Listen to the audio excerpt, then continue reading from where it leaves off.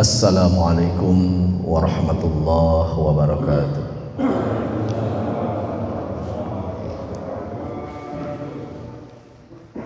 Alhamdulillah, alhamdulillahil barrir raufil jawad, alladzi jallat ni'amuhu 'anil ahsa'i bil a'dad, al-mani bil lutfi wal irsyad, al-hadi ila sabilir rasyad, al-muwaffiqi li tafaqquhi fid dini lil ibad. Asyhadu an la ilaha illallah wahdahu la syarika lah fi wujudihi wa jalalihi, wa asyhadu anna sayyidana wa maulana Muhammadan abduhu wa rasuluhu la nabiyya wa la rasula ba'da.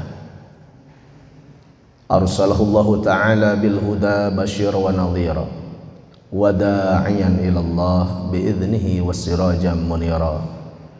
Allahumma fassalli wa sallim ala hadha nabiyil karim Muhammad wa ala alihi wa sahbihi ajma'in, amma ba'd. A'udzu billahi as-sami'il 'alim minasy syaithanir rajim. Kuntum khayra ummatin ukhrijat lin-nasi ta'muruna bil ma'rufi wa tanhauna 'anil munkar wa tu'minuna billah. Wa qala nabiyyuna sallallahu alaihi wa alihi wa sallam tasliman katsiran katsira. Wal takum minkum ummatu yad'una ilal khair wa ya'muruna bil ma'rufi wa yanhauna 'anil munkar wa ulaika humul muflihun. Shadaqallahul azim wa sadaqa rasuluhul karim wa nahnu ala dzalika minasy syahidin wasyakirin walhamdulillahi rabbil alamin. Alhamdulillah wa syukru ala nikmatillah.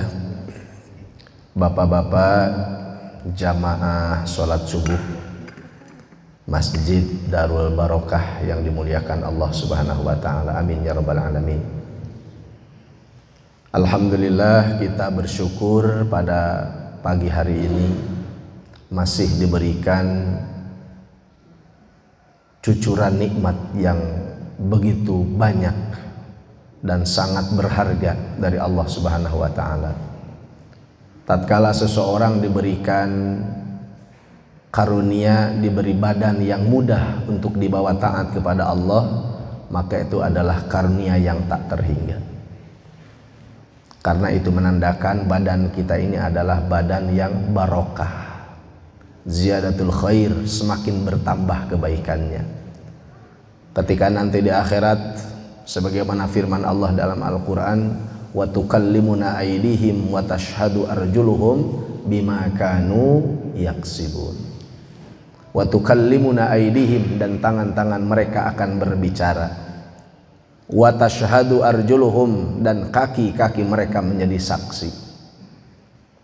Ya Allah, saya pernah melakukan ini dan itu, kata tangan.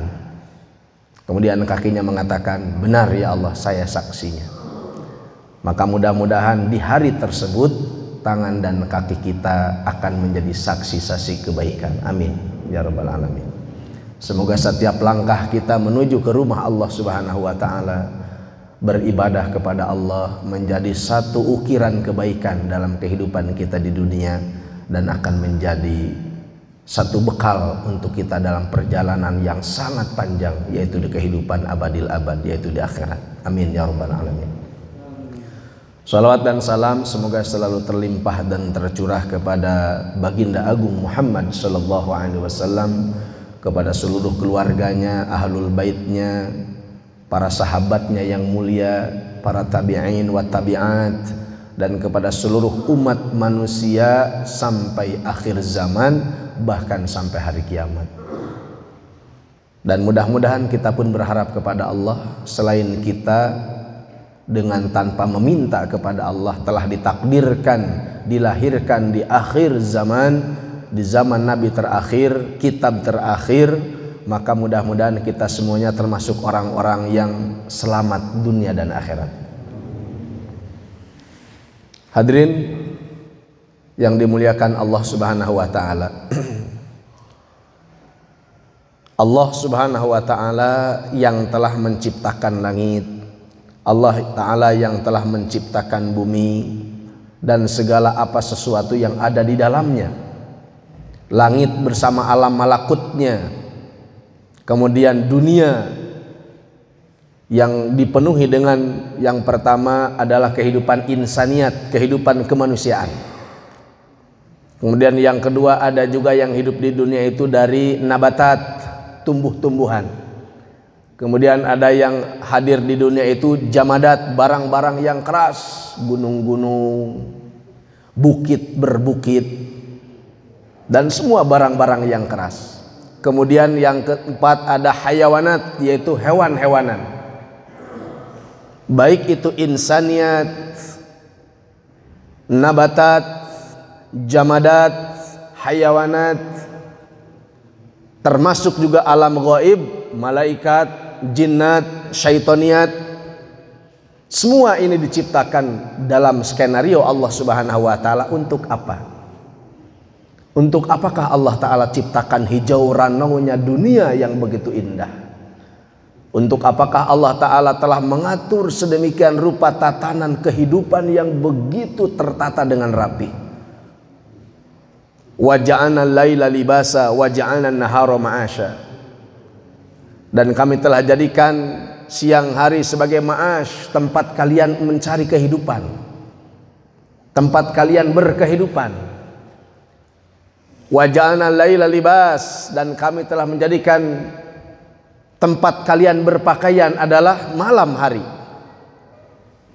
Malam hari semuanya serba tertutup, maka Allah gelapkan di malam hari supaya kita bisa melakukan hal-hal secara pribadi, baik itu berkeluarga, berhubungan suami istri, atau melakukan amal-amal ibadah secara tersembunyi kepada Allah Subhanahu wa taala, secara infiradi kita kepada Allah. Allah jadikan malam hari seperti itu. Maka hadirin yang muliakan Allah Ta'ala, semua tatanan dengan rapi, pepohonan-pepohonan dengan berbagai macam buah-buahnya. Allahu Akbar. Untuk apa semua ini begitu indah Allah tata? Ada pagi hari yang enak kita untuk berjemur, ya. Kemudian di siang hari, ya, untuk para petani-petani atau orang-orang di kampung sana yang suka menjemur padi, cocok untuk menjemur padi. Kemudian sore hari kita untuk bercengkraman dengan keluarga, dan malam hari kita bisa berbagi dengan keluarga kita, bisa beristirahat dari kepenatan siang hari. Maka semuanya tertata dengan rapi. Termasuk juga usia kita Allah atur. Ada yang berusia 30 tahun, 40 tahun, 50 tahun dan sebagainya. Ada yang baru bayi. Makanya makam itu, ya, kalau kita lihat kuburan ada 3 macam. Ada yang pendek, ada yang sedang, ada yang panjang. Yang pendek artinya, maknanya walaupun dia baru lahir, baru bayi, kalau Allah Ta'ala berkehendak dia itu mati, maka ia akan mati. Yang sedang artinya ketika usia remaja, ketika kematian itu datang, maka dia tidak akan pernah mengalami masa tua. Kemudian ada kuburan yang panjang, maknanya apa? Orang yang sudah tua, waktunya mati, maka dia akan mati. Likulli ummatin ajalun wa idza jaa ajaluha la tastakhiruna sa'atan wa la tastaqdimun. Rasul sallallahu alaihi wasallam mengatakan likulli ummatin ajal. Setiap umat itu ada ajalnya, ada waktu yang telah ditentukan oleh Allah. Wa idza jaa ajaluha, dan ketika datang ajal umat itu, la tastakhiruna sa'atan, maka dia tidak akan bisa maju, ya, walaupun sedikit, walaupun sesaat, wala tastaqdimun, dan umat itu tidak akan bisa mundur. La tastaqdimuna wala tastakhirun, tidak akan bisa maju, tidak akan bisa mundur. Tepat sesuai dengan apa yang ditentukan oleh Allah di saat 120 hari atau 4 bulan di dalam kandungan seorang ibu. Dalam hadis yang sahih, baginda Rasul sallallahu alaihi wasallam mengatakan, inna ahadakum tujma'u khalquhu fi batni ummihi 40 yaum. Inna ahadakum, sesungguhnya setiap salah seorang dari kalian, tujma, dikumpulkan, khalquhu, bentuk ciptaannya, fi batni ummihi, di dalam perut ibunya, arba'ina yauman nutfatan. Selama 40 hari itu berbentuk nutfah, sperma, masih sperma 40 hari. Tsumma yakunu, kemudian setelah itu jadilah dari sperma itu alaqah, darah yang menggumpal. Mithlu dzalik, seperti itu juga 40 hari.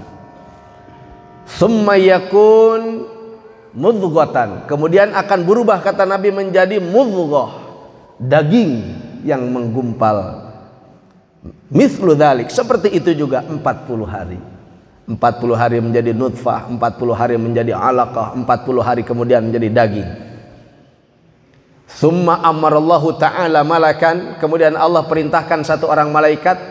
Allah mengatakan uktub, tulislah, lahu bi arba'i kalimatin, untuk manusia ini dengan 4 kalimat. Maka 4 kalimat itu telah dicatatkan oleh Allah Subhanahu wa taala. Ajaluhu, ajalnya, di manakah dia akan wafat, tanggal berapa, hari apa penyebabnya, ya, tempatnya di mana, kondisinya seperti apa, semuanya sudah tercatat di situ. Allahu Akbar. Wa amaluhu, dan amalnya, berapa tahajud yang akan dia kerjakan, berapa sholat subuh yang akan dia lakukan, berapa sedekah yang akan dia keluarkan, semuanya sudah tercatat di situ, dan itu rahasia Allah. Kemudian kan Allah Subhanahu wa rizquhu, dan rizkinya, berapa beras, berapa ton yang akan dia makan, wortel tanpa daun, cabai keriting berapa, kentang sabaraha, semuanya sudah tercatat di situ rezeki kita. Jadi hakikatnya orang yang wafat itu, wah, sudah gak masuk makanan katanya, padahal rezekinya sudah habis. Ya. Maka bukan Allah Subhanahu wa taala. Kemudian yang terakhir, yang keempat, sa'idun aw syaqiyun. Catatkan dia apakah dia termasuk sa'id, orang yang ahli bahagia, aw syaqiyun, atau orang yang akan celaka. Allahu Akbar. Semua sudah tercatat di situ. Maka bukan Allah Subhanahu wa taala, itulah manusia. Semua sudah ditentukan ajalnya oleh Allah Subhanahu wa taala. Kemudian kan Allah Subhanahu wa taala, lalu untuk apa Allah taala ciptakan semua tatanan dan aturan, semua aturan ini? Semua Allah ciptakan semua ini. Para alim ulama al-muhaqqiqin, mereka telah mengatakan adalah untuk menta'arufkan kebesaran Allah. Allah memperlihatkan seluruh keistimewaannya, seluruh kehebatannya adalah untuk menta'arufkan, memperkenalkan, ini loh saya, ini loh saya. Jadi kalau kita melihat ada satu daun pisang, ya, yang tertiup angin kemudian ujungnya itu bergerak-gerak, itu tandanya Allah memperkenalkan diri. Seandainya kita bisa membacanya. Ketika kita main ke hutan, kita mendengar suara gemuruh daun-daunan pinus yang tertiup angin, bergemuruh sekali di telinga kita, mengalunkan sebuah, ya, suasana hutan yang begitu indah.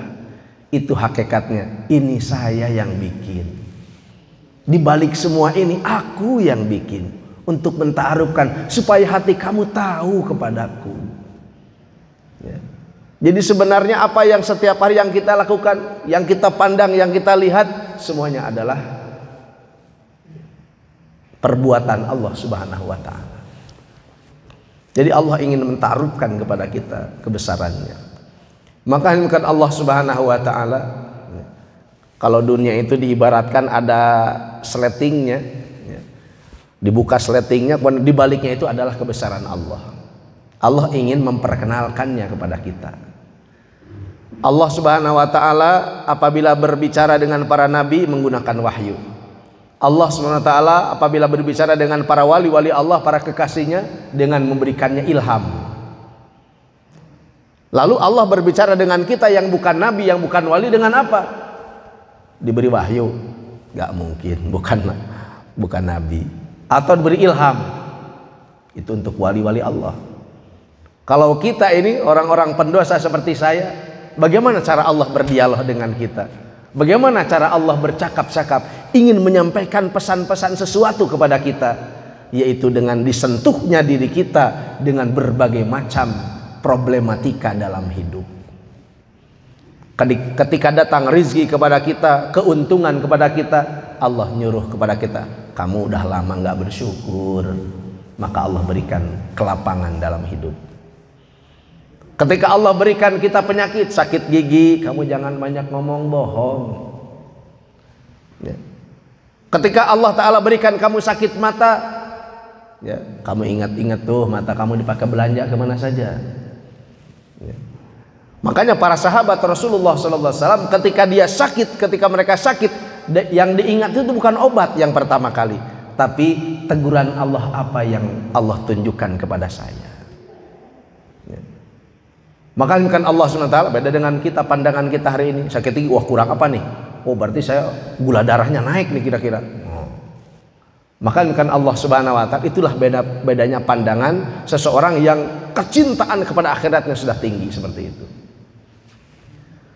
Kemudian kan Allah Subhanahu wa Ta'ala, dan setiap umat itu memiliki misi. Setiap manusia itu memiliki misi, memiliki tujuan Allah ciptakan di dunia. Sebagaimana Allah jadikan gunung-gunung sebagai thamaratul ard, sebagai paku-pakunya daripada dunia. Dalam kitab tafsir Ibnu Katsir disampaikan bahwa ketika awal mula bumi ini diciptakan oleh Allah dalam keadaan lautan daripada air, semuanya air.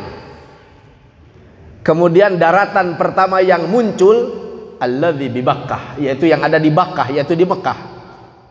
Maka daratan Mekah itu muncul, kemudian Allah ciptakan di atasnya Ka'bah yang dibangun oleh para malaikat Allah pertama kali sebelum Nabi Adam alaihissalam diturunkan.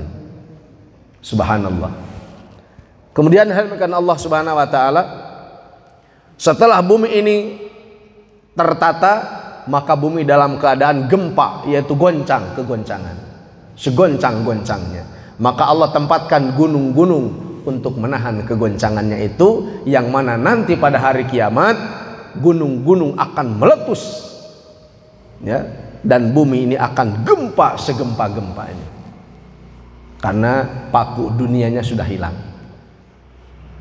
Kemudian kan Allah Subhanahu wa Ta'ala, dari semua kehidupan dari zaman Nabi Adam alaihissalam sampai kita pada hari ini, bahkan orang-orang yang masih ada di alam arwah ruhnya sekarang, sampai akhir zaman, sampai terakhirnya kiamat, sampai dia akan mengalami hidup di zaman Imam Al-Mahdi, di zaman Dajjal dan sebagainya sampai hari kiamat. Malhamah kubra, peperangan besar, dan berbagai macam asyratus sa'ah, tanda-tanda kiamat yang akan terjadi, sampai Allah Ta'ala tentukan al-qiyamus sa'ah, yaitu berdirinya hari kiamat. Untuk apa semua kita ini? Tidak mungkin tanpa maksud tujuan. Maka kan Allah SWT, orang yang membuat gelas saja seperti ini, ya, itu ada maksud tujuannya. Kenapa bentuknya seperti ini? Kenapa? Karena supaya mudah didiami air. Maka wujudnya itu seperti ini, ya. Seperti orang membuat taplak meja, alas, ini seperti ini, ada bunga-bunganya. Ini pasti si pembuatnya itu ada misinya, ada maksud tujuan dalam membuatnya. Meja dibentuk seperti ini, ya, persegi 4, kemudian ada kaki-kakinya, semuanya. Lalu Allah sang kreator, al-badi', badi'us samawati wal ard, khaliqu kulli syai', Allah yang menciptakan segala sesuatu, ya. Maka pasti ada misi-misinya. Kenapa manusia matanya 2, kenapa ada hidung, ada lubangnya, semuanya tidak sia-sia, ada maksud dan tujuannya. Kalau kita tanyakan maksud tujuan kita kepada Presiden, ya, Bapak Presiden, sebetulnya manusia diciptakan ini untuk apa? Insya Allah Presiden hanya bisa beropini, ya mungkin untuk ini, kata Presiden. Itu hanya opini Presiden, tapi benar gak? Wallahu a'lam, karena Presiden bukan pencipta manusia, ya. Walaupun seluruh manusia, ya, dari ujung masyrik sampai ujung maghrib dikumpulkan, berkumpul mengadakan sebuah simposium, dihadirkan semua orang-orang cerdik pandai di dalamnya, ya. Seandainya belum ada dalil dari Allah Subhanahu wa Ta'ala, seandainya belum ada ayat-ayat Allah Subhanahu wa Ta'ala, itu tidak akan tahu maksud manusia itu diciptakan untuk apa. Karena manusia bukan yang menciptakan manusia. Sebelum ini saja beberapa puluh tahun yang lalu, sebelum kita berada di dunia, kita nggak tahu mau dilahirkan di mana. Apakah kita mau diadakan atau tidak diadakan oleh Allah Ta'ala, kita tidak tahu. Bukan hasil kreasi kita, bukan keinginan kita. Betul tidak Bapak? Allahu Akbar. Bukan keinginan kita. Seharusnya kalau orang cerdas, kalau saya datang ke dunia bukan keinginan saya, wujud saya seperti ini pun bukan keinginan saya, lahir dari perut seorang ibu yang manapun bukan keinginan saya, bahkan rizki pun kita tidak mampu mengambilnya tanpa pertolongan dari yang menciptakan kita. Kalau semuanya ini bukan hasil kita tapi hasil Allah, seharusnya kita menggunakan hidup jangan sesuai keinginan kita tapi harus dengan keinginan Allah. Para alim ulama hari ini mereka menyampaikan pengetahuan manusia hari ini hanya tahu apa keinginan saya, apa keinginan istri saya, apa keinginan anak saya, sehingga pergi pagi pulang sore, pergi pagi pulang petang. Untuk apa? Hanya untuk menunaikan keinginan saya, keinginan istri saya, keinginan anak-anak saya. Kapan kita bertanya apa keinginan Allah atas diri saya? Apa keinginan Allah atas istri saya? Apa keinginan Allah atas anak saya? Ketika Allah beri saya harta, apa inginnya Allah dengan kekayaan saya? Ketika Allah kehendaki kita miskin, apa inginnya Allah ketika saya miskin?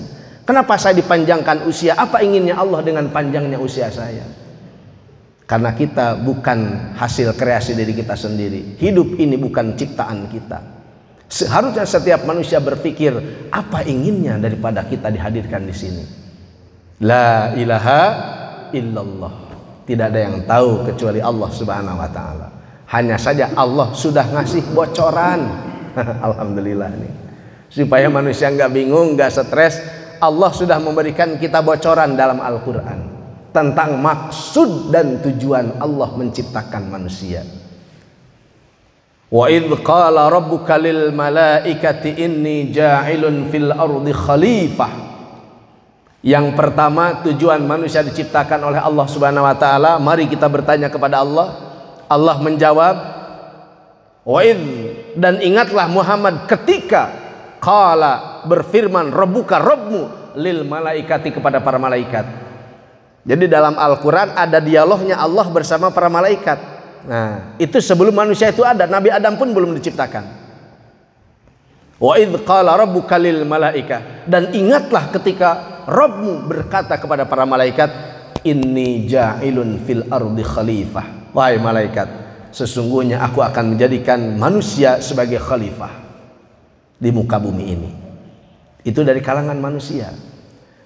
Maka kan Allah SWT dari ayat tersebut baru kita ketahuan bahwa misi manusia di dunia adalah sebagai khalifatullah. Sebagai apa? Khalifatullah. Bapak-bapak ini maaf ya, bukan sombong, bukan kita merasa megah diri, ya merasa hebat, bukan, tapi sudah jadi ketentuan Allah kita ini sebagai khalifatullah, sebagai pengganti-pengganti Allah di muka bumi. Allahu Akbar. Berbeda dengan hewan-hewanan, mereka bukan khalifah. Tumbuh-tumbuhan, mereka bukan khalifah. Ya. Makanya kan Allah SWT, hewan-hewanan, tumbuh-tumbuhan, ya, bebatuan dan sebagainya yang ada di sekitar kita, mereka bukan khalifah. Khalifah itu siapa? Kita-kita ini. Khalifatullah. Maka diciptakanlah Nabi Adam sebagai manusia pertama. Jadi jangan ada perkataan kepada Nabi Adam alaihissalam, wah ini gara-gara Nabi Adam makan buah khuldi, akhirnya saya dibuang oleh Allah SWT.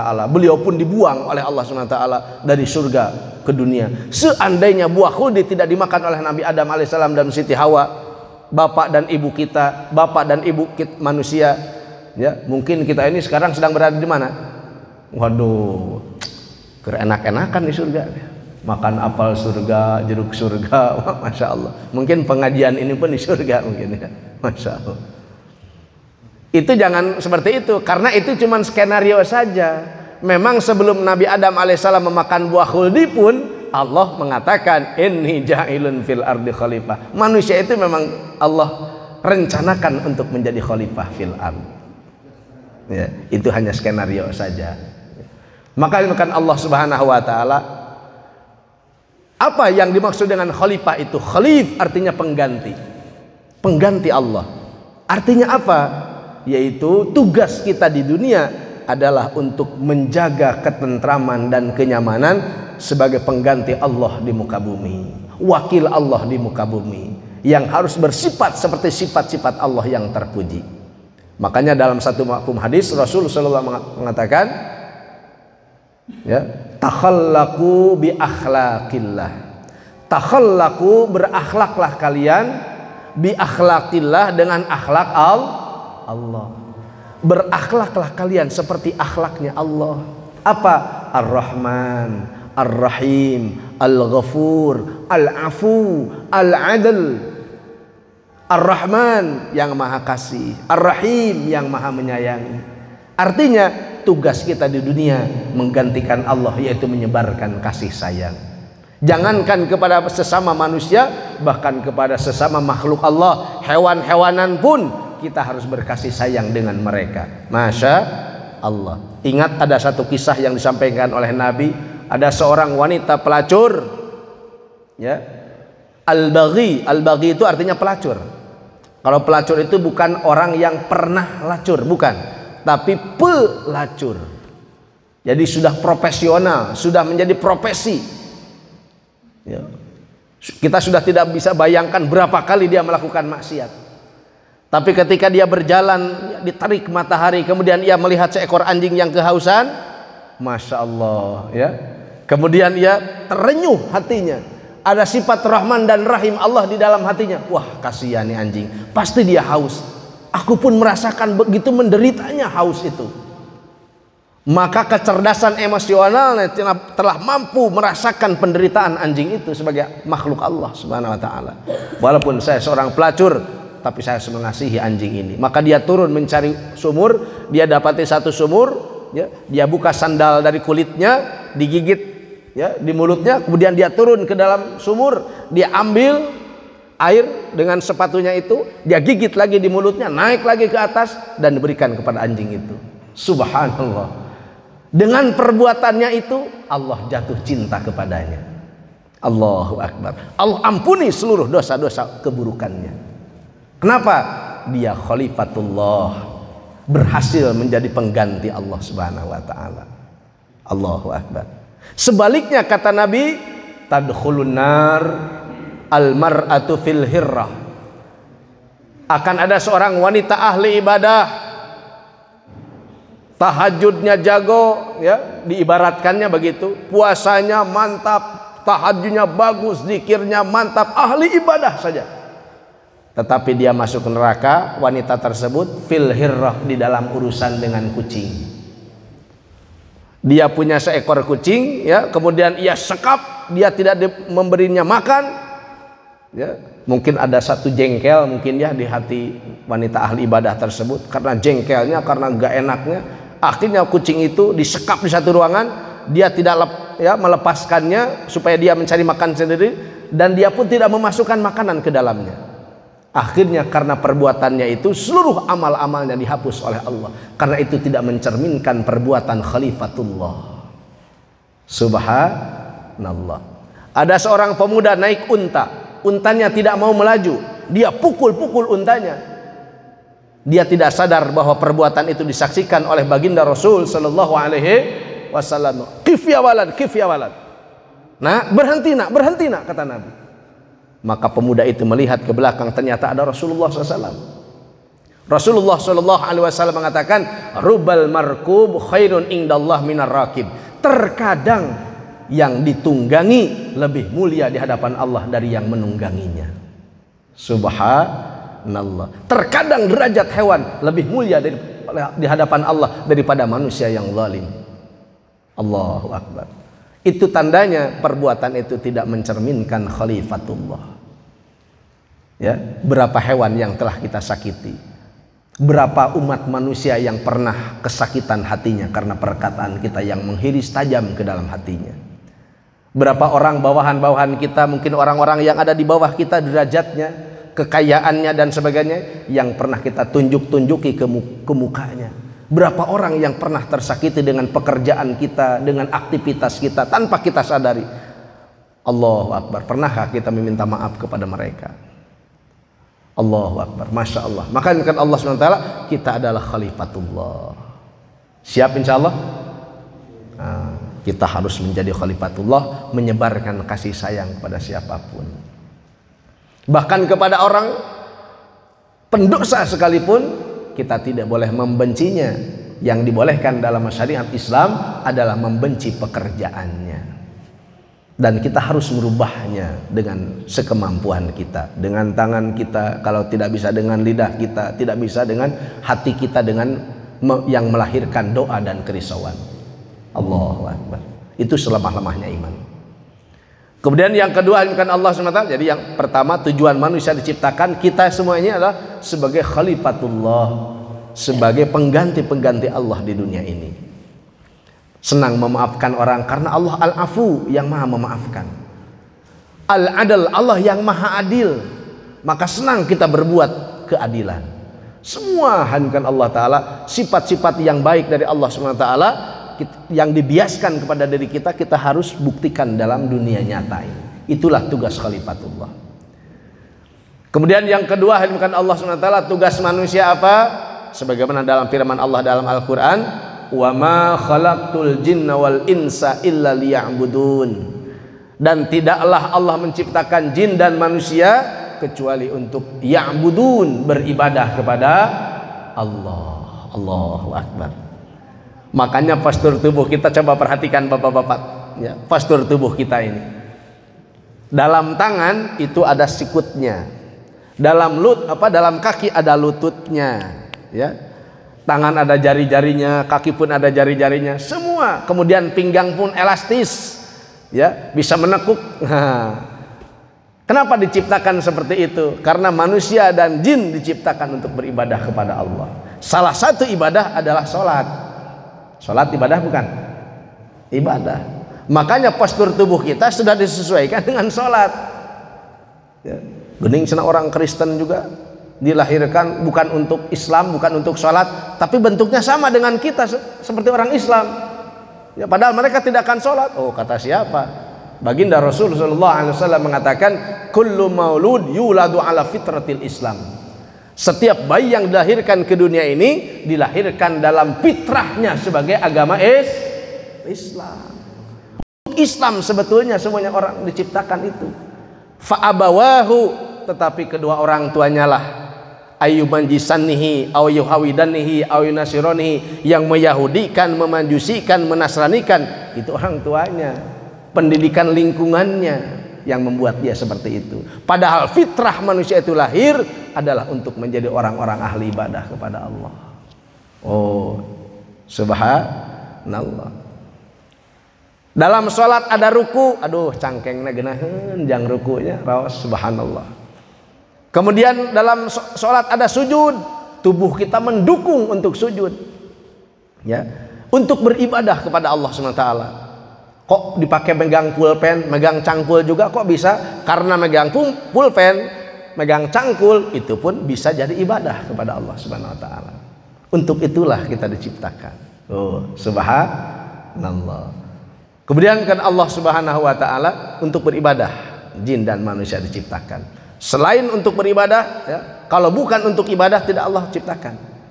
Kalau seandainya Allah Ta'ala ciptakan kita bukan untuk beribadah, mungkin seperti tiang listrik ya, seperti tiang listrik lurus saja begitu, atau seperti bola saja seperti itu bulat, tinggal digulutukeun beres. Maka bukan Allah, untuk apa kita seperti ini? Nikah ibadah bukan? Nikah ibadah sanes nikah. Oh, jelas ibadah nikmat atau ya. Karena nikah itu ibadah, oh, alat-alatnya disiapkan oleh Allah. Ada juga? Alat nikah ada gak di kita? Ada. Karena nikah itu ibadah, maka Allah siapkan alat-alatnya. Ya, dalam tubuh laki-laki ada daging yang berlebih, dalam tubuh perempuan ada daging yang kurang. Maka yang lebih mengisi yang kurang. Tuh, subhanallah. Itu sudah Allah tentukan karena nikah itu adalah ibadah. Punya keturunan bisa jadi ibadah, masya Allah ya. Bisa membanggakan Nabi SAW nanti di akhirat dengan umatnya banyak. Makanya Nabi mengatakan, tanakahu takatsaru, menikahlah kalian dan banyakkan anak-anak kalian. Wah, Makanya kita disunahkan menikah itu kepada wanita yang wulud. Yang wulud itu yang banyak walad. Walad itu anak, banyak anaknya. Gitu. Kumaha Pak Ustaz, harus dicek dulu? Wah, bukan dicek dulu. Lihat aja keturunan-keturunan ibu bapaknya. Kalau ibunya melahirkan banyak, saudaranya banyak, wah berarti itu turunan Renei namanya. Ya, Masya Allah. Nah, yang begitu yang bagus. Ya. Supaya ruh-ruh yang ada di alam arwah ini tertarik oleh umat Islam. Jangan ada yang tertumpah kepada orang-orang non-muslim yang mana ahli-ahli neraka. Na'udzubillah, na'udzubillah. Maka selamatkan dengan banyak anak. Tuh. Subhanallah. Kemudian kan Allah SWT yang pertama menjadi khalifatullah, yang kedua untuk beribadah. Ini dari Nabi Adam alaihissalam dan umat-umatnya dan kaumnya dan keturunan-keturunannya, seluruh umat manusia tujuannya sama, sebagai khalifatullah, sebagai ahli ibadah. Tetapi yang ketiga ada satu lagi, ini hanyalah khusus untuk umat baginda Rasulullah sallallahu alaihi wa alihi wasallam wa ardah. Ini hanya khusus untuk umat Nabi. Tujuan umat Nabi dikeluarkan. Inilah sebabnya kita tidak dilahirkan di zaman Namrud. Inilah sebabnya kita tidak dilahirkan di zaman Fir'aun. Kalau semisal kita dilahirkan di zaman Namrud, semisal kita diciptakan oleh Allah di zaman Fir'aun, wallahu a'lam, kita akan menjadi pengikut nabinya atau pengikut penjahatnya di zaman itu. Tetapi kenapa Allah menentukan kok saya lahirnya sekarang, kok saya lahirnya tahun 2000, kok saya lahirnya tahun 80-an, kok saya lahirnya tahun 70-an, kok saya lahirnya tahun 60-an. Kenapa di akhir zaman? Kenapa di zaman Nabi SAW? Kenapa di zaman Al-Quran? Ada apa? Apa inginnya Allah kepada diri saya? Yang ketiga, Allah mengatakan dalam Al-Quran, kuntum khairu ummatin. Kuntum, telah terbukti kalian itu adalah khairu ummatin. Khairu di situ bermakna akhyaru, terbaik, yaitu umat yang terbaik. Allahu Akbar. Maaf, bukan menyombongkan kita kepada kaum-kaum atau umat yang lain, tapi itulah takdir Allah, itulah keputusan Allah. Kuntum, telah terbukti kalian khairu ummatin, adalah umat yang terbaik. Ukhrijat, yang dikeluarkan ke dunia ini, linnas, untuk seluruh umat manusia. Bukan alanas tapi linnas. Kalau ala dan lam di dalam bahasa Arab itu berbeda makna. Kalau ala itu memberikan madarat, kalau lam saja itu memberikan manfaat. Artinya linnas, artinya untuk memberikan manfaat kepada manusia. Makanya Nabi mengatakan khairunas anfa'ukum linnas. Sebaik-baik manusia adalah orang yang paling banyak manfaatnya kepada manusia. Kata Nabi, orang beriman itu kasyajaratin nakhl, seperti pohon kurma. Lihat pohon kurma, pelepahnya manfaat, pohonnya manfaat, bijinya manfaat, biji kurma ya. Dagingnya termasuk biji yang ada di dalamnya pun yang keras itu pun manfaat. Siapa yang tahu manfaat biji kurma? Hah? Jantan naon?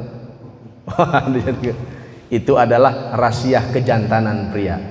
Wah, gitu. Kumaha Pak Ustaz? Kumaha? Gitu. Itu mah 4 mata dan berbayar.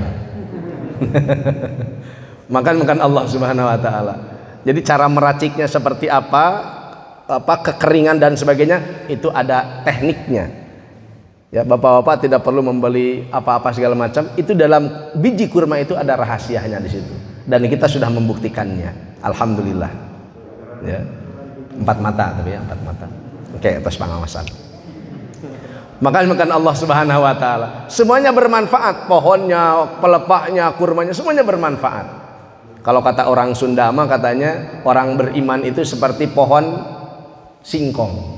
Daunnya dimakan, manfaat. Pohonnya bisa manfaat untuk kayu bakar. Kemudian umbinya yang ada di dalamnya manfaat. Kulit umbinya manfaat, bisa dipasak sama ibu-ibu. Apa namanya? Eta kada demes. Allahu Akbar. Semuanya serba enak, subhanallah. Manfaat semuanya tidak tersisa. Orang beriman itu seperti itu harusnya, hartanya manfaat untuk orang lain, ilmunya manfaat untuk orang lain, ya, tenaganya manfaat untuk orang lain. Pokoknya semuanya manfaat. Buat apa kita masuk surga sendirian gak rame? Ya, kita harus sukses semuanya. Karena Islam itu, orang muslim itu kajasadil wahid, seperti satu tubuh, bukan hanya ikhwan, ikhwan, saudara, bukan, tapi satu tubuh. Ya. Orang ini orang Islam, tangan saya, jasad saya. Orang Muslim orang Persis, jasad saya. Orang Muhammadiyah, jasad saya. Orang Islam ini jasad saya. Semuanya jasad saya. Semuanya bagian dari diri saya, gitu. Orang Islam begitu. Maka bukan Allah SWT, dan kita berusaha memberikan manfaat kepada yang lain. Tetapi sayangnya manfaat itu baru dirasakan seperti kipas angin. Ya. Kalau kipas anginnya diam, manfaat tidak? Tidak manfaat kalau dia mah. Ya. Kalau kipas angin itu ada berapa itu tuh? Baling-balingnya itu ada berapa? 3, 4. Ya, ada yang 3, ada yang 4 ya. Itu seandainya dicat ada kuning, hijau gitu ya, merah misalkan. Ya. Tapi walaupun bagus, cantik, tapi nggak hidup. Wah, nggak terasa manfaatnya. Kalau sudah cetrek, langsung listriknya dinyalain, terus berputar, baru terasa manfaatnya. Betul tidak? Itu tamsil saja. Jadi artinya apa? Jadi Allah SWT, umat Islam itu baru akan manfaat apabila dia bergerak. Baru akan bermanfaat apabila dia ini bergerak. Silaturahim, jadi manfaat kepada orang lain. Betul tidak? Membantu tetangga, membantu orang ini, membantu orang kesusahan ini dan sebagainya. Apabila manusia itu bergerak, baru kita ini akan manfaat. Tapi kalau orang Islamnya itu tidak bergerak, diam saja, hanya mempercantik, ya, yang merah merasa diri saya paling benar warna merah. Kata orang yang berwarna kuning, oh saya warna kuning paling bagus dong. Tapi diam, ya, tidak berikan manfaat kepada yang lain, ya tidak akan manfaat. Ya. Cuman hiasan saja begitu. Oh bagus ya kipas. Ya, tapi kita itu apabila semua bergerak bersama-sama, maka insya Allah akan memberikan manfaat kepada yang lain. Insya Allah. Inilah fungsi umat akhir zaman. Kuntum khair ummatin ukhrijat linnas. Kalian adalah umat yang terbaik yang dikeluarkan oleh Allah ke dunia ini, linnas, untuk manusia. Untuk apa kepada manusia itu? Kalau tadi membantu makanan, membantu perumahan, membantu pakaian dan sebagainya pada orang yang kesusahan, itu manfaatnya manfaat kecil. Kenapa? Karena itu adalah membantu orang-orang yang kesusahan di dunia. Sedangkan umat Islam berkeyakinan bahwa di akhirat, kesusahan akhirat adalah kesusahan yang paling besar. Kesusahan di padang mahsyar adalah kesusahan yang paling besar. Maka alangkah tingginya jasa seseorang apabila mampu membantu orang lain di dalam hal akhiratnya, bukan hanya dunianya saja. Artinya apa? Mengajak mereka taat kepada Allah, mengajak mereka memakmurkan masjid-masjid Allah, mengajak mereka menghidupkan rumah-rumah mereka dengan amal-amal kebaikan, menghidupkan taklim di rumahnya, membicarakan kebesaran Allah di rumahnya, membaca Al-Quran di rumahnya. Ya. Jadi kalau bapak-bapak pulang dari masjid ba'da isya atau sekarang ba'da subuh, semisal pulang ke rumah, anak-anak kita, istri kita, keluarga kita di rumah sebelum mereka beraktivitas, anak kita belum berangkat sekolah dan sebagainya, raeng ngaros Al-Quran, subhanallah, membaca Al-Quran kakupingnya. Ba'da isya ketika kita pulang dari masjid, istri kita masih pakai mukena, alat sholat, anak-anak kita yang kecil-kecil masih pakai sarung, habis sholat bersama ibunya, Allahu Akbar. Di situ kita ajarkan kepada mereka fikih, ajarkan kepada mereka tata cara sholat, tata cara wudhu dan sebagainya. Diajarkan kepada mereka. Inilah yang dimaksud dengan ya ayyuhalladzina amanu qu anfusakum wa ahlikum nar. Wahai orang-orang yang beriman, jagalah diri kamu dan keluarga kamu dari api neraka. Bukan dijaga dari kelaparannya saja, diberi makan setiap hari. Bukan dijaga dari kehujanan saja, diberikan rumah yang mewah supaya dia tidak kehujanan. Bukan didekap setiap malam, dijaga dari kedinginan. Makanya 60 tahun, 40 tahun rumah tangga saya seperti itu. Hanya menjaga dari dingin, menjaga dari lapar, menjaga dari kehujanan, menjaga dari kedinginan. Masya Allah. Kapan yang Allah perintahkan menjaga diri dan keluarga dari api neraka? Artinya apa? Maksud daripada ayat itu, allimuhum wa addibuhum wa akhibhum fillah. Sayyidina Ali karamallahu wajhah mengatakan, maksud ayat tersebut yang pertama, allimuhum, ajarkan ilmu agama kepada keluargamu. Allimuhum, ajarkan ilmu agama. Ketika kita mengajarkan ilmu agama sedikit saja kepada istri kita, anak kita di rumah, itu sama dengan kita menjaga diri dan keluarga dari api neraka.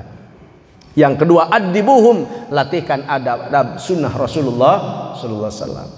Adab-adab sunnah, cara berpakaian Nabi, cara makan Nabi, cara tidur Nabi, semuanya diajarkan apa yang kita ketahui. Subhanallah, inilah seorang suami yang menjaga diri dan keluarganya dari api neraka. Wa akhibhum fillah, dan ajarkan rasa takut kepada Allah kepada hati keluargamu. Ajarkan supaya mereka takut kepada Allah Subhanahu wa taala. Ujang kusahasieun ku Allah. Kepada siapa anak kita takut? Sama polisi? Oh bukan. Polisi adalah ciptaan Allah. Kita takut hanya kepada Allah. Sama hantu? Hantu ciptaan Allah. Kita takut hanya kepada pencipta hantu, yaitu Allah Subhanahu wa taala. Ajarkan rasa takut kepada anak-anak kita, istri kita. Maka itu menjaga diri dan keluarga api neraka, dari api neraka. Itulah tujuan umat akhir zaman, yaitu ta'muruna bil ma'ruf, kalian mengajak manusia pada kebaikan, wa tanhauna 'anil munkar, dan mencegah mereka dari kemungkaran. Mau kedua-duanya atau pilih salah satunya? Mau amar ma'ruf nahi munkar? Boleh. Amar ma'ruf saja? Boleh. Karena amar ma'ruf ketika dilakukan, memerintah orang kepada kebaikan, otomatis kemungkaran akan hilang. Atau nahi munkar, mungkin agak susah ya. Mungkin saudara-saudara kita dari FPI yang bisa. Kalau kita amar ma'ruf itu boleh, karena dengan amar ma'ruf seperti yang dilakukan oleh Nabi sallallahu alaihi wasallam, oleh para sahabat Nabi, maka akhirnya kemungkaran pun akan hilang. Kenapa? Karena ketika kebaikan sudah tersuasanakan dengan rapi di tengah-tengah masyarakat, maka umat ini akan kembali lagi kepada kebaikannya. Oh, subhanallah. Maka kan Allah SWT ta'muruna bil ma'ruf. Kenapa kalian disebut umat yang terbaik? Karena selain ibadah, selain zikir, selain sholat, selain kalian beribadah kepada Allah, taqarrub kepada Allah, kalian melakukan amar ma'ruf nahi munkar. Itulah yang beda dari umat yang sebelumnya. Kenapa? Karena umat yang sebelumnya, yang amar ma'ruf nahi munkar itu hanya para nabi-nabi dan rasulnya saja. Ya, umatnya hanya melakukannya sekedarnya saja, tidak dijadikan kerja pokok. Tetapi di akhir zaman ini, karena Allah tidak akan hantar lagi nabi, maka tugas mengajak kepada kebaikan itu jadi tugas kita semua. Karena secara akidah ahlus sunnah wal jamaah sudah sepakat, la nabiyya wala rasulah ba'dah, tidak akan ada lagi nabi, tidak akan ada lagi rasul ba'dahu, setelahnya baginda Rasulullah sallallahu alaihi wasallam. Lalu siapa yang akan menjaga agama ini? Siapa yang akan menyebarkan kembali agama ini? Inilah kita semua sebagai penggantinya umat Rasulullah sallallahu alaihi wasallam sampai hari kiamat, sampai kedatangan pemimpin yang akan memimpin umat Islam. Maka kan Allah Subhanahu wa taala, maka apabila kita tidak ambil bagian, hanya menonton saja ya, semuanya ini berjalan jadi pengamat saja ya, tidak ambil bagian, maka kita akan sangat-sangat kerugian. Maka kan Allah SWT, jadikanlah diri kita sebagai khalifatullah, berakhlak mendamaikan kepada siapapun ya, menyebarkan kedamaian, kasih sayang kepada keluarga kita, orang-orang yang ada di sekitar kita, insya Allah. Kemudian wa ma khalaqtul jinna wal insa illa liya'budun, kita menjaga amal-amal ibadah kita, baik yang amal ibadah infiradi maupun yang ijtimai. Yang infiradi seperti apa? Seperti zikir kita kepada Allah ya. Allah Ta'ala telah memerintahkan kepada kita wasabbihuhu bukrata wa asila, dan bertasbih kepada Allah bukratan, pagi wa asilan, dan sore hari. Maka ba'da subuh, ba'da asar itu tidak ada sholat sunat ba'diyah. Kenapa? Karena di situ Allah khususkan untuk waktu kita berzikir kepada Allah Subhanahu wa taala, bertasbih kepada Allah. Tasbih di pagi hari, tasbih di petang hari, itu adalah perintah Allah dalam Al-Qur'an. Ya, zikir-zikir kita dijaga kepada Allah. Kemudian di malam hari, Rasulullah SAW tidak akan pernah tidur sebelum membaca surat Al-Mulk. Rasulullah SAW mengatakan, surat Al-Mulk yang dibaca oleh seseorang setiap malam, maka akan surat tersebut akan menjadi satu sosok yang akan menjaganya nanti di akhirat sampai orang tersebut masuk ke dalam surganya Allah Subhanahu wa taala. Surat Al-Mulk. Bahkan di zaman para sahabat pernah terdengar di kuburan, di satu kuburan, orang yang istiqomah membaca surat Al-Mulk, maka dia akan membacanya ketika hidup dan dia pun akan membacanya ketika mati. Ada sahabat yang pernah mendengar satu kuburan yang di dalamnya sedang sibuk membaca surat Al-Mulk, ahli kuburnya. Terdengar suaranya, ya, itu karomah yang Allah berikan kepada mereka. Subhanallah. Kemudian kan Allah SWT kata Nabi, aku menginginkan surat Al-Waqiah ada di setiap hati wanita muslimah. Maka istri-istri kita yang ada di rumah, ketika kita pergi ke tempat pekerjaan, maka istri pun bekerja dengan Allah, yaitu baca surat Al-Waqiah, surat Al-Ghina, surat kekayaan. Yang mengistiqomahkan surat Al-Ghina, surat Al-Waqiah, la yaji alaihi faqatun abadan, tidak akan pernah ada kekurangan yang datang ke rumahnya, tidak akan pernah ada kemiskinan yang datang ke rumahnya. Subhanallah. Maka bukan Allah SWT, ini ibadah-ibadah. Kemudian ibadah-ibadah ijtimai, sholat berjamaah, kajian, pengajian, kan Allah jangan disepelekan, hadirin. Karena kan Allah SWT, sesuatu agama yang disepelekan di dunia akan menimbulkan tangisan-tangisan kesedihan nanti kita di akhirat. Maka kan Allah Subhanahu wa taala, jangan sepelekan ini agama sekecil apapun. La tahqiranna minal ma'rufi syai'an, kata Nabi. Jangan kamu menyepelekan kebaikan walaupun hanya sedikit. Walaupun kebaikan itu hanya antalqa akhaka biwajhin taliqin. Walaupun kebaikan yang sedikit itu berupa kamu berjumpa dengan saudaramu, berjumpa dengan temanmu, berjumpa dengan tetanggamu, dengan siapa saja, biwajhin taliqin, dengan wajah yang berseri. Begitu saja, salam belum, musyafahah belum, baru senyum saja, itu sudah sedekah, sudah kebaikan itu. Jangan disepelekan. Ya. Bereskan sendal orang di masjid, beresin sendalnya itu sampai rapi. Subhanallah. Jangan amal ibadah kita yang gede-gede yang kita harapkan nanti di akhirat akan bagaimana, ternyata tidak jadi apa-apa. Mungkin karena ria, mungkin karena kebawa-bawa orang niatnya apa segala macam. Tapi mungkin amalan-amalan kecil yang kita sepelekan justru itu yang memuliakan kita nanti di akhirat nanti. Kita tidak tahu. Buat saja amal sebanyak-banyaknya, yang kecil, yang sedang, yang besar, buat saja. Nanti Allah yang milih. Mana yang Allah terima, mana yang layak untuk diterima. Insya Allah. Kita siapkan diri kita sebagai khalifatullah, sebagai abidullah, ahli ibadah kepada Allah SWT, dan kita menjadi pengganti baginda Rasulullah sallallahu alaihi wasallam, menjalankan amar ma'ruf nahi munkar, mengajak manusia kepada kebaikan dan mencegah mereka dari kemungkaran, mulai dari diri kita sendiri, keluarga, dan orang-orang terdekat kita. Insya Allah. Itulah fungsi dan tugas daripada umat akhir zaman yang Allah Ta'ala sampaikan dalam Al-Quran. Insya Allah. Bapak sekalian, apa yang saya paparkan ya dari awal sampai akhir itu yang benar datangnya dari Allah Subhanahu wa Ta'ala. Adapun apabila ada yang keliru, yang salah, itu dari kealfaan dan kelemahan saya. Saya mohon maaf kepada bapak-bapak dan terima kasih kepada bapak-bapak yang telah beriktikaf sampai isyraq, ya, sampai waktu sekarang. Mudah-mudahan kebaikan kita ini diterima oleh Allah Subhanahu wa Ta'ala, dan apa yang disampaikan menjadi kebaikan bagi saya dan bagi bapak-bapak yang mendengarkannya. Semoga Allah Ta'ala memberikan taufik kepada kita untuk bisa mengamalkan kebaikan apa yang disampaikan, dan mudah-mudahan Allah memberikan taufik kepada kita untuk menjauhkan keburukan dari apa yang saya sampaikan. Amin ya rabbal alamin. Mungkin ada yang bertanya, boleh? 5 menit saya kasih, boleh? Mungkin ada yang tanyakan. Mangga, sok. Bebas lah.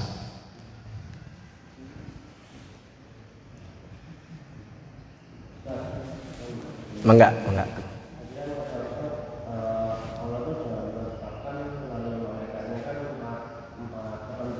Ya, betul.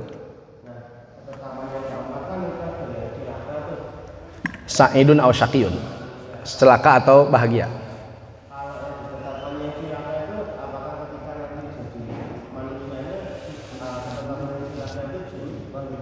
Baik.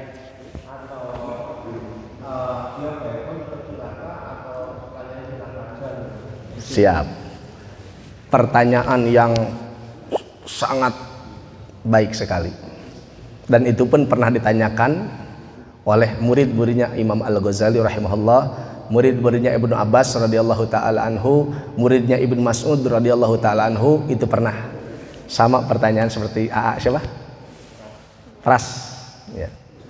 Jadi bukan Allah Subhanahu wa Ta'ala ini sebetulnya banyak problematika di sini yang belum kita pahami ya dalam permasalahan yang barusan ditanyakan. Karena ini masih jadi satu pertanyaan yang sangat besar dalam hati kita. Nah, jadi Allah Subhanahu wa taala, Allah taala memiliki ketetapan. Namanya adalah sunnatullah. Ketetapan Allah. Sunnah itu kebiasaan. Sunnah Rasul, kebiasaan Rasul. Sunnatullah, kebiasaan Allah. Nah, sunnah itu artinya kebiasaan atau ketetapan. Agama ini adalah sunnatullah yang tidak akan pernah bisa ada yang menggantinya. Ya, ketetapan. Syariat Islam itu adalah sunnatullah, ketetapan Allah. Penjelasan-penjelasan Allah, Rasul atau dalam syariat Islam itu namanya sunnatullah, ketetapan Allah. Dan ketetapan Allah ini adalah aturan. Harus diamalkan tapi jangan 100% diyakini. Syariat Islam itu contoh begini. Sudah jadi syariat, sudah jadi sunnatullah, sudah jadi ketetapan Allah. Orang-orang yang mau masuk surga harus ibadah, diantaranya sholat, zakat, puasa. Ya, itu jalannya. Itu apa? Jalannya, sunnahnya, aturan Allah. Sholat, puasa, zakat, itu syariat Islam. Kita harus jalankan itu. Tapi kita tidak boleh meyakini dalam hati kita bahwa seseorang itu masuk surga karena zatnya, karena zat sholat itu, karena zat puasa itu, karena zatnya baca Quran itu, ya. Karena itu hanyalah wasilah, perantara satu ketetapan yang Allah buat. Tetapi Allah Subhanahu wa taala akan mengikuti itu karena ketetapan itu adalah milik Allah. La tukhliful mi'ad. Allah Subhanahu wa taala la yukhliful mi'ad, tidak pernah mengingkari janjinya, mengingkari ketetapannya. Itu sudah aturan Allah. Kalau kamu mau masuk surga, ini jalannya. Kalau kamu mau masuk neraka, ini jalannya. Itu namanya sunnah. Akan terjadinya itu akan seperti itu. Tapi kalau seandainya ada yang tidak seperti itu, kok ahli ibadah masuk neraka? Ya, kok amalan ahli neraka kok dia ujungnya ke surga, gitu kan? Itu yang jadi masalah. Kenapa kan Allah tidak akan mengingkari janjinya, begitu kan? Nah, ini menjadi sebuah kerancuan dalam hati kita ini. Makanya kan Allah SWT sunnatullah atau ketetapan Allah yang Allah sampaikan dalam Al-Quran dan di sunnah dengan yang disampaikan oleh Nabi, itu adalah ketetapan yang sudah tetap tidak bisa diganggu. Karena itu untuk orang-orang umum seperti kita jalannya ke sana. Ya. Tetapi kisah yang tadi disampaikan seperti seorang wanita ahli ibadah masuk neraka ya karena kucing, apalah sebabnya segala macam. Atau seorang wanita yang ahli neraka, yang amalannya ahli neraka kok jadi ke surga karena dosanya diampuni oleh Allah SWT. Itu kisah tersebut disampaikan dalam sunnah Rasulullah SAW, dalam hadis-hadis Nabi. Itu disampaikan, itu satu kisah dari jutaan kisah yang tidak seperti itu. Itu hanyalah kisah yang langka. Nah, kisah yang langka, mungkin 1.000.001 kisah yang seperti itu. Yang mayoritas kebanyakan orang yang beramal soleh itu pasti ke surga. Itu kebanyakan seperti itu karena itu sudah sunnatullah, ya kan? Kemudian yang kedua, orang yang ahli neraka mengamalkan perbuatan-perbuatan ahli neraka tapi ke surga, itu 1.000.001 kisahnya. Ya, itu hanya membuktikan bahwa walaupun Allah punya sunnatullah, tapi di samping itu Allah punya hak prerogatif. Nah, hak prerogatif, haknya Allah sendiri yang akan merubahnya. Makanya dalam Al-Quran dikatakan fa'alul lima yurid. Allah Subhanahu wa taala Maha melakukan segala sesuatu sekehendaknya.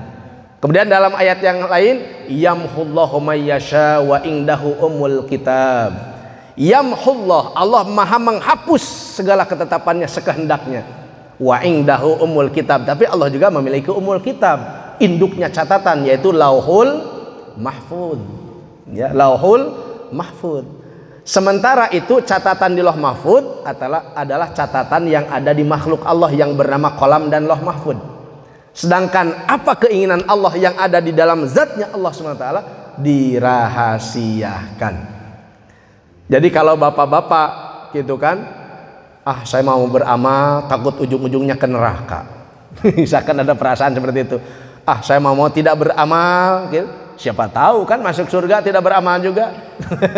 Gitu, siapa tahu. Nah itu salah, keliru, karena Allah sudah kasih bocoran. Ya, pertama bocorannya, setiap orang yang beramal, man amila solihan min dzakarin aw untha fa huwa mu'min falanuhyiyannahu hayatan thayyibah. Siapa yang beramal soleh, laki-laki perempuan, pasti akan kami berikan kepada mereka kehidupan yang baik di dunia dan di akhirat. Itu ketetapan pertama, amal soleh membawa ke surga.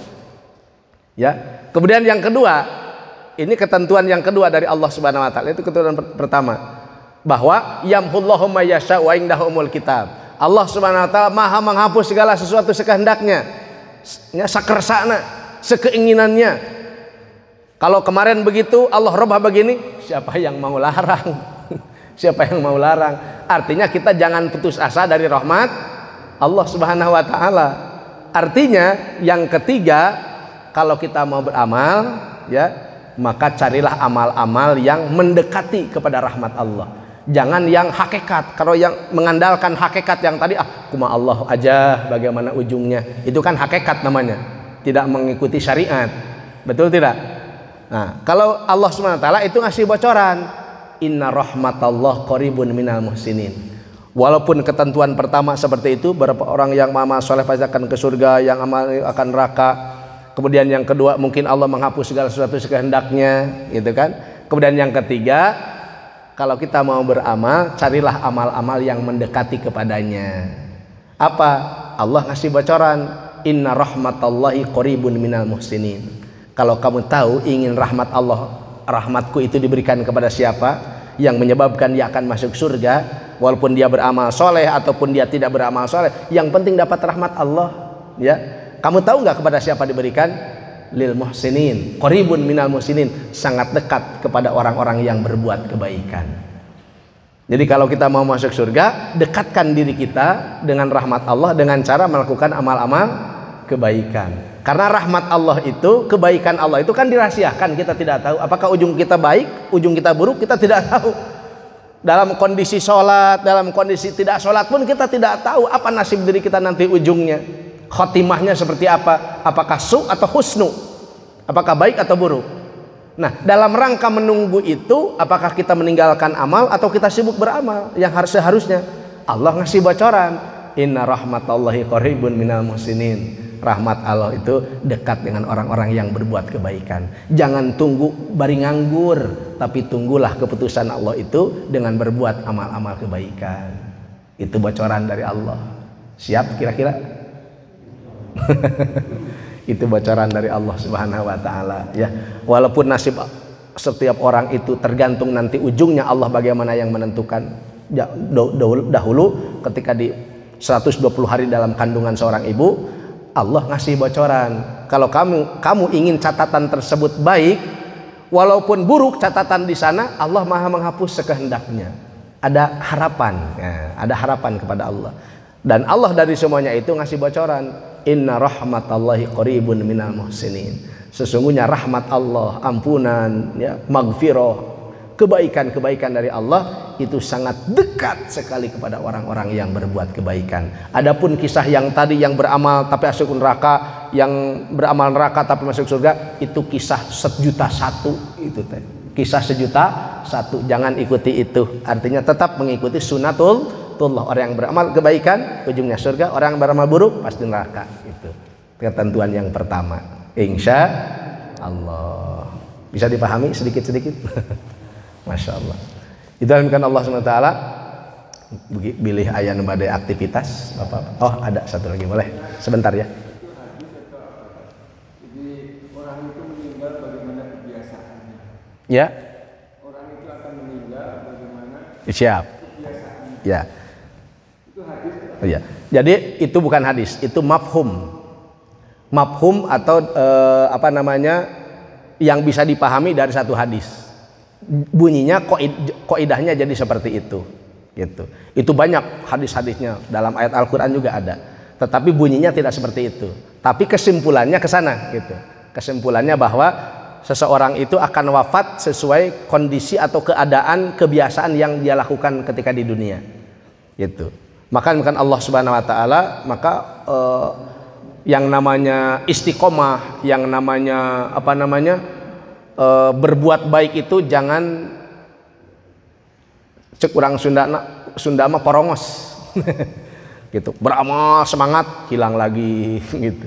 Beramal lagi, hilang lagi dari peredaran, nah, begitu. Tapi harus terus diistiqomahkan. Karena dalam hadis dikatakan yub'atsuna ala niyatihim. Ketika Nabi bercerita nanti di akhir zaman, kata Nabi dalam hadis yang sangat panjang, nanti di akhir zaman akan ada satu rombongan yang diberangkatkan oleh Abu Sufyani. Tahu gak Abu Sufyani? Gitu. Kata Muhammad Isa Daud mah Uni Soviet. Gitu. Itu cuma tafsir beliau sendiri. Tapi yang jelas Abu Sufyani yang mengirimkan jamaah itu, kelompok itu datang ke Mekah. Ya. Dan di sana mereka akan membantai, akan membunuh kaum wanita, ya, membunuh anak-anak dan sebagainya. Akan terjadi pertumpahan darah di kota Mekah nanti di akhir zaman. Kemudian datang lagi, dikirim lagi rombongan kedua menuju Madinah. Begitu. Ada yang ke Mekah, ada yang ke Madinah.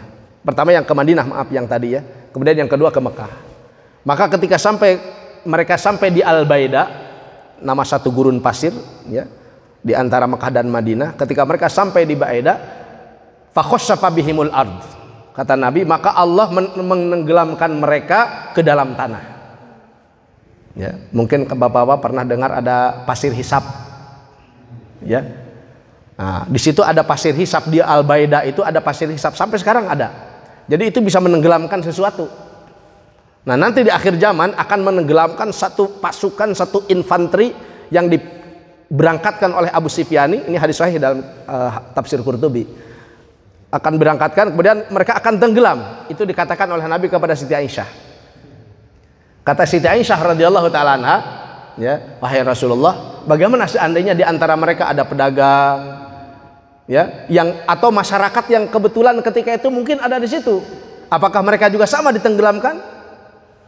Rasulullah SAW mengatakan, na'am, betul. Semuanya akan ditenggelamkan, akan ikut tenggelam maksudnya. Walakin yub'atsunallah ala niyatihim. Allah akan membangkitkan mereka sesuai dengan niat-niat mereka. Jadi artinya walaupun tenggelamnya sama, celakanya sama, tapi nanti di akhirat nanti setiap manusia itu akan dibangkitkan sesuai dengan niatnya masing-masing. Kalau niatnya dia pasukan tersebut memang untuk membantai di sana, melakukan sebuah keributan di sana, maka dia meninggal pun akan kondisinya seperti itu. Kemudian juga apabila dia, saya mah tidak berdagang, tidak mau meniat ini segala macam, ini ya, untuk menghancurkan apa, membantai segala macam, saya sedang dagang di sini, nanti dibangkitkannya ya seperti niatnya masing-masing. Jadi tidak akan disamakan. Ya, maka bukan Allah Subhanahu wa taala, apa yang kita kerjakan di dunia ini, hadirin, seperti corona, virus dan sebagainya, ya. Karena Rasulullah SAW itu pernah ditanya oleh Siti Aisyah radhiyallahu taala anha, anit taun, tentang taun, penyakit menular. Maka Rasulullah SAW mengatakan, innahu adzabun, sesungguhnya penyakit menular itu, virus itu adalah azab, siksaan Allah, yab'atsuhu mayyasha, yang mana Allah menghantarnya kepada siapa saja yang ia kehendaki. Kaum Ad, kaum Samud, kaum Madian, bahkan kaum Fir'aun zaman dulu, orang-orang Kibti diberikan wabah penyakit berganti-ganti oleh Allah Subhanahu wa taala untuk menyiksa mereka, ya. Walakin warahmatan lil mu'minin, tetapi Allah telah menjadikannya rahmat bagi orang yang beriman. Jadi kalau ada ahli masjid, ada kiai, ustadz, ulama, orang soleh, ahli masjid, ahli puasa, ahli zikir, terkena virus, itu adalah rahmat dari Allah Subhanahu wa taala. Jangan berprasangka buruk kepada mereka. Karena Nabi mengatakan itu azab bagi orang yang tolih, orang yang durhaka, dan rahmat bagi orang mukmin, orang yang soleh, orang yang beriman kepada Allah. Itu rahmat dari Allah Subhanahu wa taala. Tapi ulah hari hayang mah gitu. Datangkan corona, jangan begitu. Ya, jangan menantang. Jadi bukan Allah Subhanahu wa taala, ya, mudah-mudahan kita semua diselamatkan oleh Allah Subhanahu wa taala. Ya, artinya ada cara yang lebih baik, yaitu mati sedang sujud, mati sedang, wah banyak sekali lah mati-mati kebaikan mah.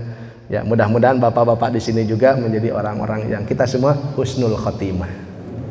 Walaupun semua ketentuan itu sudah tercatat dulu ketika akhir hayat kita ketika kita lahir ketika 120 hari usia kandungan di dalam perut ibu, semua catatan kita sudah tercatat, dan mudah-mudahan apabila kita tercatat sebagai orang baik, mudah-mudahan ditetapkan sampai akhir hayat kita. Dan apabila tercatat kita menjadi orang syaqi, orang yang celaka, mudah-mudahan kita jangan putus asa, karena Allah Maha menghapus segala sesuatu sekehendaknya. Maka mudah-mudahan kita diganti oleh Allah SWT menjadi catatan-catatan yang baik. Amin ya rabbal alamin. Mungkin itu saja Bapak sekalian yang saya bisa sampaikan. Mohon maaf atas segala kekurangan. Billahi hidayah wa taufiq wa afu minkum. Subhanallah bihamdihi, subhanakallahumma bihamdika, asyhadu an la ilaha illa anta, astaghfiruka wa atubu ilaik. Wassalamu alaikum warahmatullahi taala wabarakatuh.